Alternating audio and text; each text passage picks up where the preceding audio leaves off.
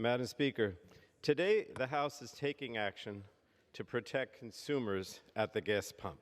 This legislation is necessary right now because big oil companies are ripping off the American people. At a time when Americans are paying record high prices for gas, big oil is taking advantage of the instability caused by Russia's unjust war in Ukraine and our ongoing economic recovery from the COVID-19 pandemic to rake in record profits. The largest four big oil companies collectively made $27 billion in profits during the first quarter of this year. And some of these were record highs, others were the highest profits in over a decade. One CEO was so giddy about these profits, Madam Speaker, that he said his company was, and I quote, a cash machine.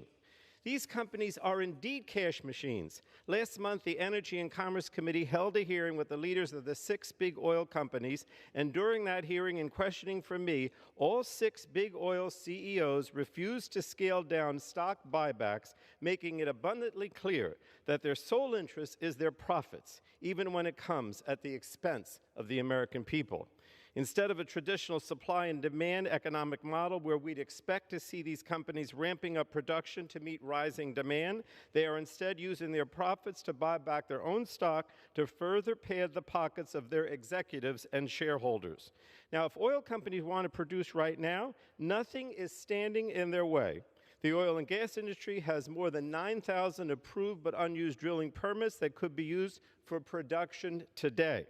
Instead, big oil companies are more interested in funneling billions to their shareholders and executives than in addressing record-high gas prices. They are gouging consumers, and they are manipulating the market by deliberately keeping production low, which keeps both prices and their profits high.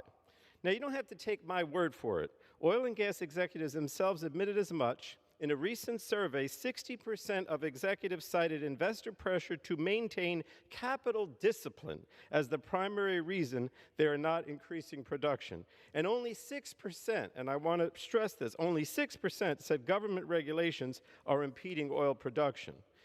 Madam Speaker, the profiteering must end. And that's why the House must pass the Consumer Fuel Price Gouging Prevention Act.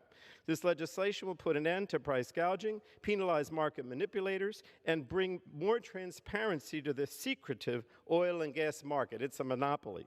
And I want to thank you, Madam Speaker, and also Representative Schreier, Dr. Schreier, for their leadership on this important legislation. You were the two that have sponsored this bill. And the bill grants the President the power to declare an energy emergency proclamation and makes it illegal to sell consumer fuels at an excessive and exploitative price during an energy emergency. The Federal Trade Commission would then be empowered to go after fuel wholesalers and retailers, both wholesalers and retailers, for price gouging.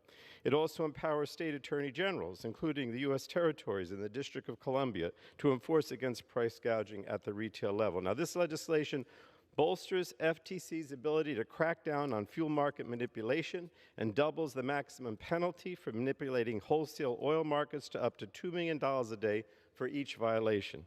It also includes provisions that would improve market transparency and competition, which is so important since a large portion of the oil and gas pricing is done in the dark.